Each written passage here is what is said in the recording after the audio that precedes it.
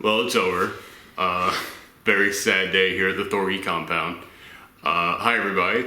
It's me, Aaron, Professor Thorgi, and joining me is my animation expert and future wife, Michelle. Hi, aka Toon Scribbles. Yes, she has her own site. But yeah, this is something brand new for this channel. We've never done this before. I tried doing it once, and I thought, yeah, I'll upload this, but then I was looking back at it, and I was like, nah, that's stupid, I'm not gonna put it up. But I've been wanting to kind of experiment with doing like immediate reviews, like as soon as we watch it, just giving kind of an honest, frank discussion of it. Because typically whenever we do, or I should say whenever I do a review of something, I write it out, I come up with the points I want to talk about, come up with the rating of it, but this is just kind of a free-spirited discussion of what we just watched. And what we just watched was the Gravity Falls finale. And I am going to have an actual review of it. One of you guys requested that I review Gravity Falls, so I'm going to review all of Gravity Falls, the entirety of it. But I already promised all you guys that I would do Ash vs. Evil Dead because one of you requested that. And I had to delay that so I could get the Deadpool review out. And I'm not going to delay that for another week because I already put the stinger for it at the Gym and the Holograms review. For anybody who's just tuning in now because you were searching up Gravity Falls reviews, you are incredibly confused about what I'm talking about. But yeah, I do actual reviews on this channel, and I'm trying this thing where they all have like a flow and they go from one to the next with like almost a storyline behind them. Yeah, it's like click the link below to follow up on the storyline and everything, so... That is the entire point behind it. But I'm not going to wait 2 weeks to review this thing. So I was like, this is the perfect time for me to finally try this out. Because, yeah, Gravity Falls just ended. And this is one of the best animated series I've ever seen. Mm-hmm. I'm honestly like fighting in my head to think of what show might be better than that. Because there are other animated series out there that have hit higher notes, but so consecutively hit those notes. And by the way, this is a spoiler. This is not like I said, this is not the official review where it's like, okay, I'm going to not reveal too much. I'm going to just give you guys my thoughts. No, this is kind of the post reaction to it. Yeah. For everybody out there who has already seen it, and you just want to hear some people have a conversation about it. That's what this is about. And as you can tell, I'm being very kind of like somber and mellow compared to how I normally am in my reviews. Partly because it's 1 a.m. and I have very thin walls and my neighbors get upset if I talk too loud, which is understandable. I would get upset if my neighbors were too loud at 1 a.m. I apologize to my neighbors if they happen to watch my channel. How weird would that be? It's like they just come knock on your door. I was like, holy shit, I had no idea you were Professor Thorgi. It's like, oh my god, can I get your autograph? And please tell you to shut the fuck up. So Can I be on your show? Like, so yes, I'm keeping it down a little bit out of respect for them, but also because, yeah, this final episode was just emotionally draining. Not draining, emotionally draining makes it... Like very emotional, just emotional in general. Like. Gym and the Holograms was emotionally draining. Because I had no fucking emotions after that. This was just a really emotional way for this show to go out. Let's just start talking about, like, I thought that having basically all the monsters and all the characters that we've met come together, and even if, like, certain story elements didn't all come back, just seeing each of these characters who we've met. And it wasn't just, like, cameos where they popped up and was like, hey, everybody, I'm here, but it's like, they actually like made it very clear that it's like, no, this is for the people who know these characters. Mm-hmm. Like the dinosaur for the arm, I had no idea what the hell that was until I saw it was encased in amber, and then I was like, oh my god, the freaking episode with the dinosaurs under. Oh my god, I forgot about that episode. That was brilliant, bringing it back. Or like the Loch Ness monster creature as like the tail of the house. I was like, Dude, God, I want to go back and just freeze frame on everything in that house to see like how many things are in there. How many things I might have missed that they brought back from previous episodes, because I'm positive I missed some of them.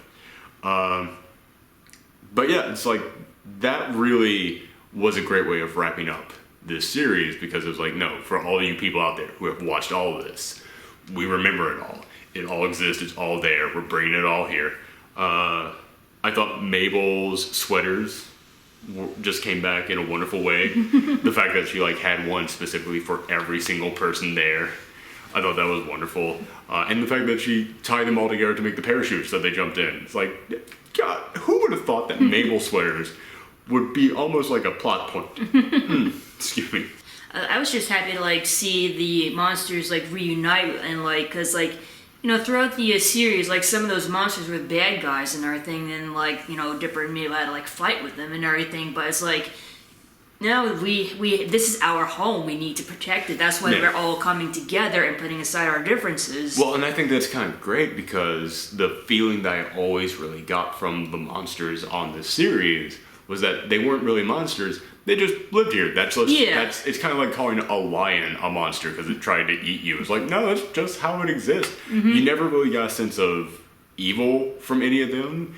Really, the only one that was evil was Bill. And yeah, let's just talk about Bill for a second, because holy cow, he is one of the best villains I have seen in a TV series ever. Not cartoon, TV series ever. It's like, you wouldn't think a tiny triangle would be so evil and intimidating, but... And when he first popped up, he was basically just Mr. Mixie Spitlick from Superman, which is like, no, he's just like a fifth dimensional prankster. He can control reality, but he's just here to goof around.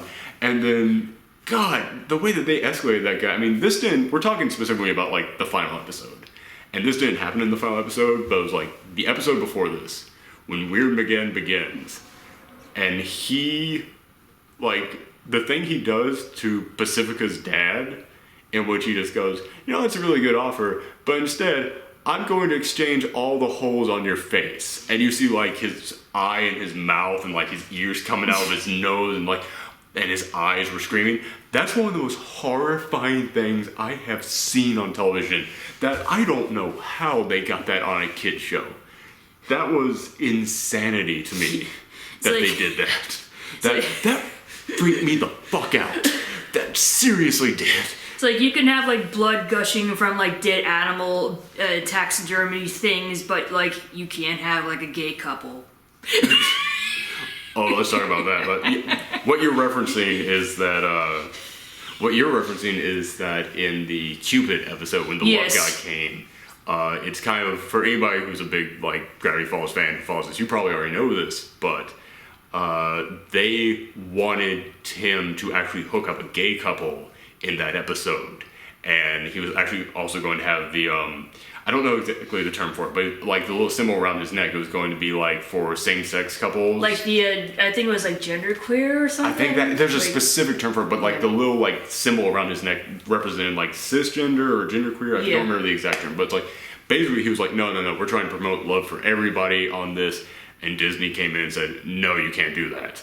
And then here, when we saw the sheriff and his deputy and how emotionally attached he was, it was like, okay, that's kind of a joke. And then when they like hugged and everybody was applying, it was like, he wanted them to be gay. He really wanted them to be gay. But Disney wouldn't let him do it. And then in the end, when they say that they're in love with each other and they stare at each other, I was like, oh my God, he did it. And I honestly thought they were about to kiss. But there was one frame. Like, you gotta go back there quick. You gotta like blink and you'll miss it, but there is one frame where they start moving their head in. It's like, Disney came in and was going, here's how much you can show. Okay, one frame over. That's still good. One frame over. That's still good. One frame over. Stop! Too much! But it's like, so that, honestly, that made me feel really good, because it was like, man, Alex Hirsch has been trying to get something like that in this show for the longest time. It's like, finally, final episode, he got it in.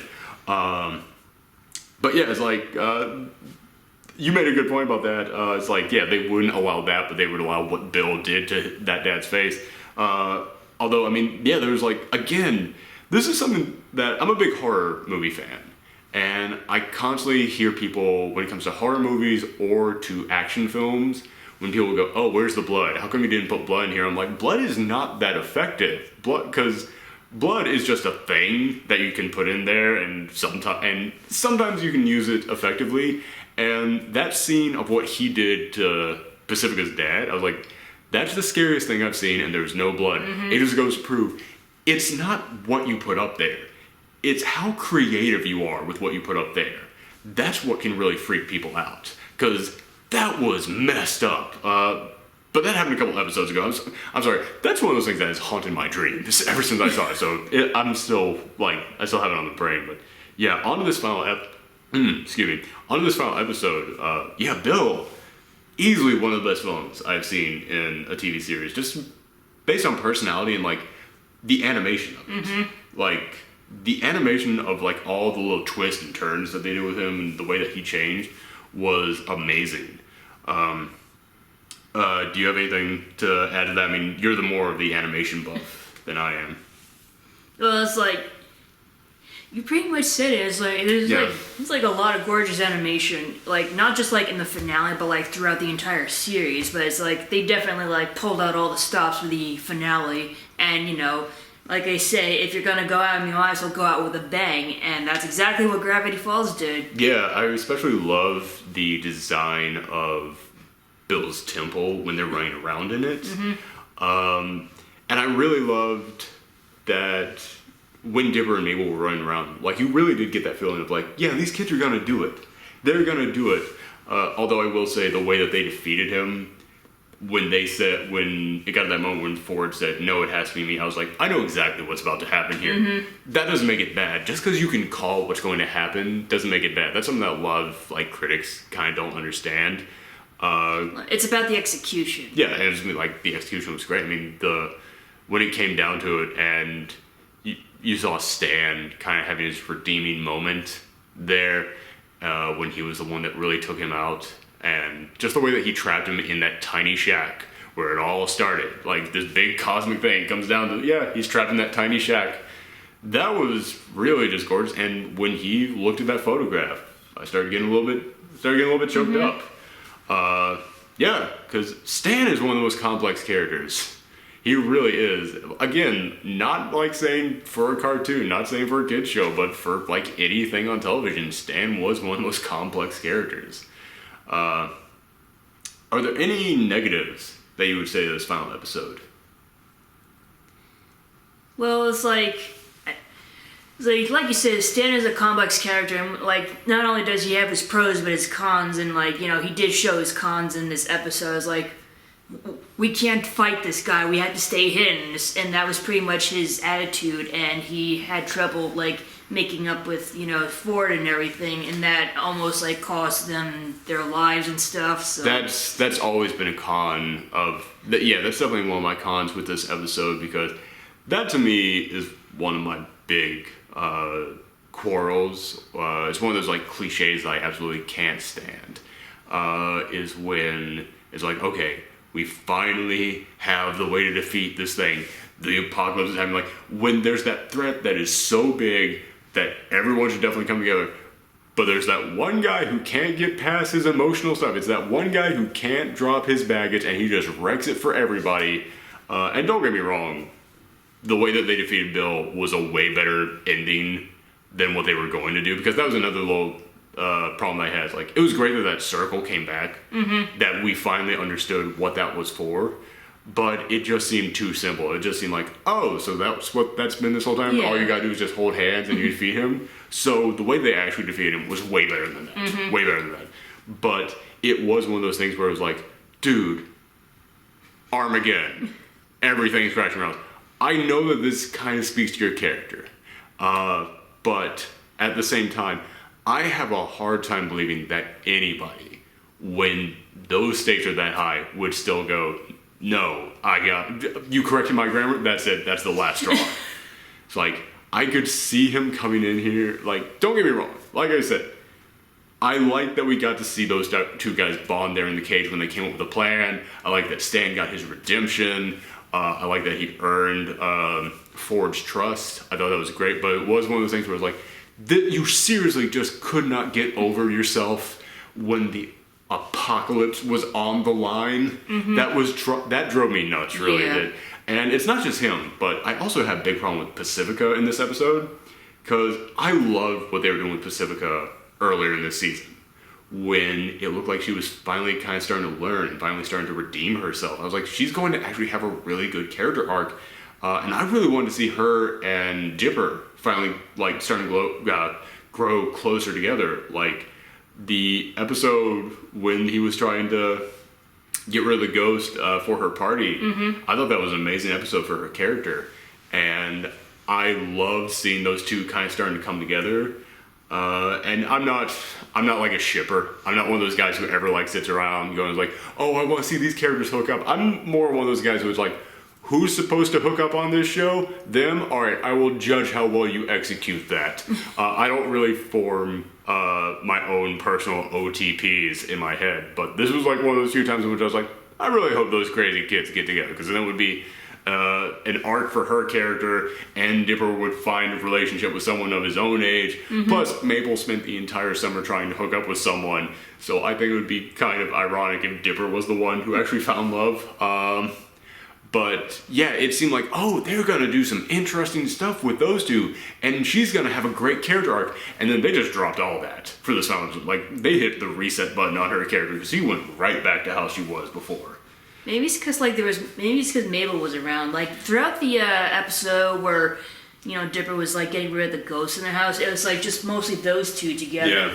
So I don't know, like maybe it's because she still kind of has a grudge against Mabel. Maybe, but that's not really my problem with this final episode. It's more my problem with the fact that the series ended on this season, because it's like, yeah, you still had stuff that you hadn't yet touched on yet, that we were all kind of waiting on. So it's like, yeah, man, you could have given us one more season, kind of, because it's like, yeah, I see your point, and I fully recognize that's not the kind of thing that you can introduce in the final episode, because then it's like, dude, there's way too much other stuff going on. You can't also have Mabel and Pacifica bond. That's one of those things where it's like, no, that's the kind of thing that would happen over the course of season 3. Not that I'm saying like, but that's, let me also go ahead and talk about that right now. The fact that this was the final episode after 2 seasons, and that the show did not get canceled. It was not like it didn't have bad ratings or anything. It's that Alex Hirsch himself came in and said, I'm ending it here, because I want to wrap up the story. I want it to be done. I think that's awesome they did that. Yes, me too. Because, listen, I'm a massive fan of The Simpsons. I can almost quote word for word any episode between seasons 3 and 9. Like, I love that so much. However, seasons 3 and 9, it's on season almost 30 at this point. Yeah. Yeah, man. It's and it had such a long, rough patch.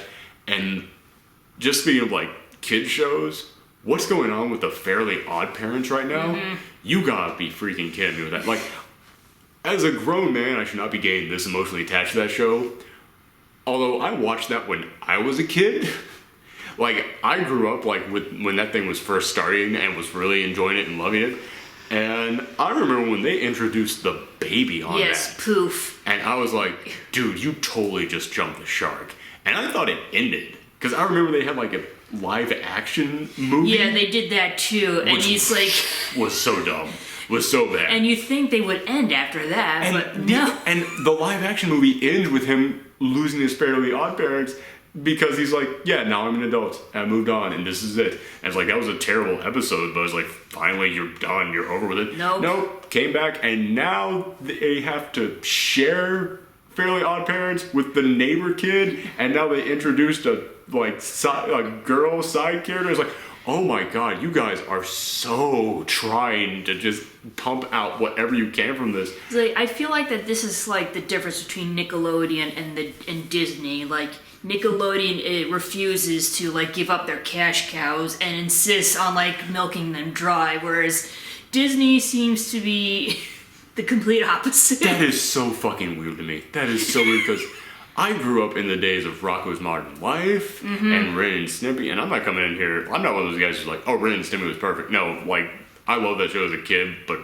when I got to a certain age, I went back and watched it and was like, this doesn't hold up at all. It's like, that show fucked up. That show was bad. That show was legit bad. But Rocko's Modern Life was amazing. Oh, it was honestly one of my favorite shows when I was little. Like, to this day, that still holds up. And Ren and Stimpy, despite how bad it was, it was still original, and they were letting the creators do whatever they wanted with it. They were giving them total freedom on it. And I'm thinking back to so many of those other Nickelodeon cartoons during their like golden years, and how there was all that creative freedom there. And how Disney, when I was growing up, was like, nope, pumping out this same thing over and over again, just put it in the big cookie cutter and and now you're right, Jesus, it is so swapped the other direction. Man, just goes to show you give anything enough time and it'll change from good to bad and bad to good. But yeah, like I was saying, I'm so glad that it ended. I am really glad, because that was the other thing, is like, Are they just going to stay there in summer forever? And also with Bill finally being released, like, how do you top that? Like, what other storyline are you going to introduce? Like, you already had your big thing. It's like, the only thing I could think was if they had a whole season where Bill's magic affected the town so that summer never ended and they had to spend a whole season trying to figure out how to end that. But even that's a little bit of a shark jump. Oh, hi, Heat. Thank you for turning on. Yeah, for anybody who is aware of the building that we live in, nobody in this building controls the heat. It just comes on automatically from time to time, and no one can turn it off. So, sorry for that hissing for the rest of this. But like, oh, no one's gonna care. We turn on the heat at 1 in the morning, like. But yes, but even that idea that I had, I was like, that wasn't. That idea that I had, that wasn't something I wanted to see. It was just the only possible way I could see the show still going, and that would be a shark jump. However, I still think this show should have spaced out for one more season. Like had a season 3 and had Bill come in at the end of that. Because I feel like if you had 3 seasons, you could have wrapped up everything. Mm-hmm. Like, you could have given every single character an arc. Like I said, like, the stuff they started with Pacifico was great, but it just kind of ends. Like, Ford and Stan, I feel like they put in a little bit too much of their bonding in the final episode. Like, I would like to have seen that spaced out over an entire season. Mm-hmm. Not that the bonding in this episode wasn't bad. I thought it was great. It's like, this kind of reminds me of like another short-lived Disney Channel cartoon, like Disney XD Motor City. Oh, yeah. Yeah, like that was only one season, right? Yeah, but it's like, and I thought it wrapped up nicely and beautifully, but just like you said with Gravity Falls, there could have been some loose ends that needed to be tied up. Yeah, but also, like, Gravity Falls had like one storyline going. Motor City was the kind of show where you could have that go forever. Like, that had like that Saturday morning vibe where it's like, every single week you could introduce something new for them to fight. Mm-hmm. But yeah, so in the end, I wish I had got another season, but I'm glad it ended here. And as far as like the actual ending of it, I think that was amazing. Like, all those problems I had with this, which, like I said, there weren't many. It's just that, the Circle I thought was a little bit too simple. Pacifica, her plot line, her whole character arc got set back to 0. And Stan, the whole thing of him fighting. Like, that's the only real problems I had with this episode. But the way that ends, those final moments were... I really was, like, choking back some tears. Yeah, me too. I really was. I think, like, the saddest part for me was, like, Wendy. Well, not that, but, like, when Stan lost his memories. Oh, yeah. Yeah, because in a weird way, like, I really wonder if they're real... Sorry, I'm getting, like, indigestion. Sorry. I was about to say getting choked up, but I was like, why am I going to lie? No, I have to burp. But it almost made me wonder, because Grunkle Stan was based on their real-life great uncle. And made me wonder, did he have Alzheimer's? Because it almost kind of feels like they were working out, he was kind of working in there some like, we had to go through some memory loss with our real great uncle. Yeah, because like my Mima, like my grandma on my stepsister's side, so like my step grandma, she was suffering from like, amnesia. It's like she, what's the name? Alzheimer's. Alzheimer's, yes, not amnesia. Jeez, you're getting it. No, I just have some of the timers. I only forget some of the time. That is an old joke. But yeah, she was like suffering from Alzheimer's, and it was like really sad, like seeing someone that you love and care about just like fading away. Yeah, my grandmother had the exact same thing, so I went through that too. Yeah, it's like I was watching that. That's kind of one of the reasons why I think maybe he did have Alzheimer's, because watching that, I could feel the personal touch in there. I could feel like this came from someplace real. And yeah, it was kind of emotional, but to me it was when they all gathered together for the birthday and Seuss got the mystery shack. That was an awesome character arc for him. And the fact that Ford and Stan finally got to sail around the world. Yes, that was another one. That's the one that really got me. Yeah. That one, and I don't know which got me more. Them finally getting to sail around the world, or Wendy giving him his hat. I don't know why that got me so much. But maybe it's something about the fact that when he got to Gravity Falls, he got a new hat. Yeah. And when he left it, he got a new hat. So it's kind of that like full circle thing. But it's also kind of the fact that like, it wasn't a romantic thing. It was a like, here's something to remember me by as friends, and you got that.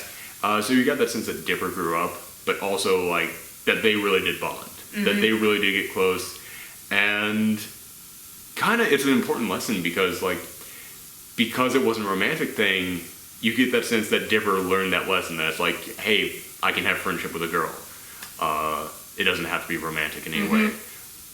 And that the connection he had with her kind of was even more special for that because you really felt that connection. And I don't know, in a weird way, her giving him the hat to me feels almost like the microcosm or the representation of all of Gravity Falls going with him. Like, that to me felt like all of his experiences tied into one item. And I kind of feel like the same thing when he gives her the hat, like a piece of him will always be in Gravity Falls. I really feel that too. By the way, speaking of Seuss, Brian the Mystery Shack, did you notice who the new clerk lady was? Oh yeah. That was awesome. Yeah, it's his girlfriend. Yeah, it took me a while. I was like, oh yes, it's her. Yeah. So, any closing thoughts that you want to give to Gravity Falls? Thank you for being with us, and for the fans out there, we shouldn't be sad that it's gone, but rather we should be happy that we were able to experience this wonderful cartoon. Yeah, that's a good way of putting it, because I know a lot of times whenever a fandom ends, not fandom ends, because whenever a series that people are closely attached to, that really meant something to people, whenever it ends, a lot of people are like, well, it's over with, what do I do now? It's like, it was still there, nobody came in and erased your memory of that. Nobody came in and took it all away, and it's never going to be on TV again, and you're never going to get DVDs, and no one else is ever allowed to talk about it again. It's it came in and it meant something to people, and it touched you, and you can't take that away. It touched not just you, but an entire group of people, and you're all now part of that. The property itself might go away, but the fandom that it creates is always here forever, because you can't take away what something meant to someone.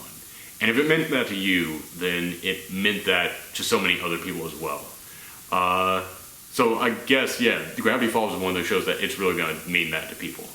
And the only thing that I'll say is I feel like we need not another season of this, because it's over with. And I feel like you totally be have you heard how bad the new X-Files season is? Nope. I never really watched the old X-Files, but I've heard from everybody, and this is a bad season. And even Rotten Tomatoes is giving it 50%, and every TV show on Rotten Tomatoes gets 90 or above. It is not being received well because you can't really capture that magic, especially when you fully wrap something up. Especially when you wrap something up as well as Gravity Falls did, because this wrapped everything up so freaking well.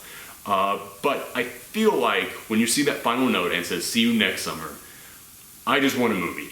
Not a big screen movie or anything like that, but just 1 2-hour long animated movie that comes out next year, just to kind of go, hey, they're back, they're a year older, we kind of get a sense of what happened to these guys, and it's just one last big adventure, just to kind of go hey guys, everything's going to be okay, here's one last taste of all these characters you loved.